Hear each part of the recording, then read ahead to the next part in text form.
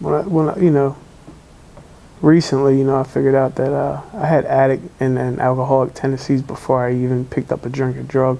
It was, you know, my first escape was fantasy.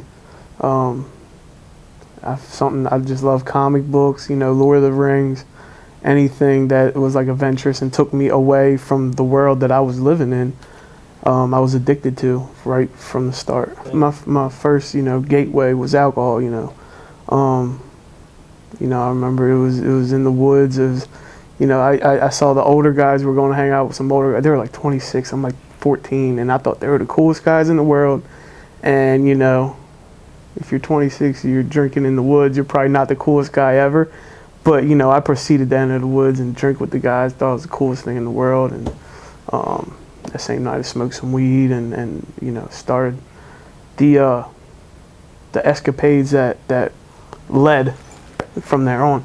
No, not really hard right out of the gate. It was, you know, I was in high school, so I was just smoking weed and I got involved in more than just using. You know, I would sell drugs and you know, I became addicted to that lifestyle. You know, that Tony Montana Scarface lifestyle, man, and it led me down a path of darkness and decay. Yeah. Once I realized I'm physically dependent, you know, it was Oxycontin that made me really go out there. You know, I'm 16, 17 years old. I'm in high school, and I realized my body is physically dependent on a substance, and there is a problem. But you know, I don't know how to deal with myself without that drug. So I know the only thing to cure that feeling is the drug. So, you know, I kept chasing it because I can't feel the way that feels. So I ran with it, man. Ran with it and ran with it. Yeah, right. And that's the worst part, man, is, you know, I was dealing Oxycontin, and I'm aware of what this drug does to you. You know, people are stealing from their mother, their grandfather's belongings and bringing them to me. And I'm like, man, I never want to do this. I never want to be like these guys. I'll never do this. So I have knowledge of what the disease of addiction does to people, but yet I do it anyway. I remember being in like 7th grade, going to a party, and like I had like a, you know, middle school girlfriend, and all the guys, they're all getting drunk, and I'm like, oh, that's disgusting. How can you guys do this, you know? And it's just funny. I had no plans of being an addict or alcoholic. No, I didn't sign up for the lifestyle that I lived. It happened, and now I use it as a tool to help others in recovery. I started, you know, I was homeless, living out of a truck with everything I owned wrapped in literally bed sheets in the back of a truck, with the door one end shut, the grill was missing. You know, I had to put air in the tires like 5 times a day, and I was just tired, man. It was the same. It was Groundhog's Day in addiction. Just every day is, how am I going to do this? Where am I going to sleep? You know, who do I got to rob? Who do I, you know, everything that goes with that life, you know. And I done burnt so many bridges with my family, and I come from a really good family who instilled morals, values, and strong beliefs on how to carry out a successful life. But you know, I went left, and what really pushed, so I started toying with the idea of recovery. Then, like, there's got to be something more. There's got to be something better than this hell I'm living in. And so I had that idea in my mind because I'm just tired, man. I was just, you know, physically, mentally, and spiritually broken to pieces. And I was just like, dude, you know, at that time I had the idea of, if I die from this drug, I'm okay with that.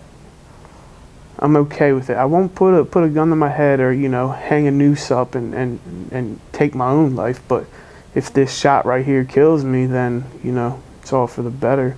It wasn't until, you know, that actually occurred where go knock on death's door and you're in the process of overdosing and you take a step foot in, that you reevaluate your whole life. You reevaluate it right then and there. At least for me, that's my experience. And that's all I can give is my experience of, the very next day I went to the health department, man, in Cecil County. And, you know, they helped me get into recovery, and That was my process right there. I called my grandmother and said, listen, I'm waiting on a bed for the AF Whitsitt Center, where we're at, and I don't want to die, pretty much. I need a place to, because I'll die. I felt it. You know that you just feel it.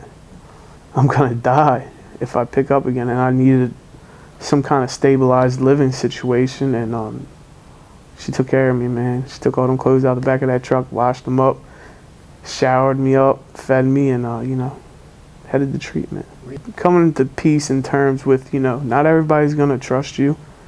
You know, I built up a lot of trust with the people who really care about me, which is just amazing. You know, I went from, you know, like my sisters and my mother and my father and everybody.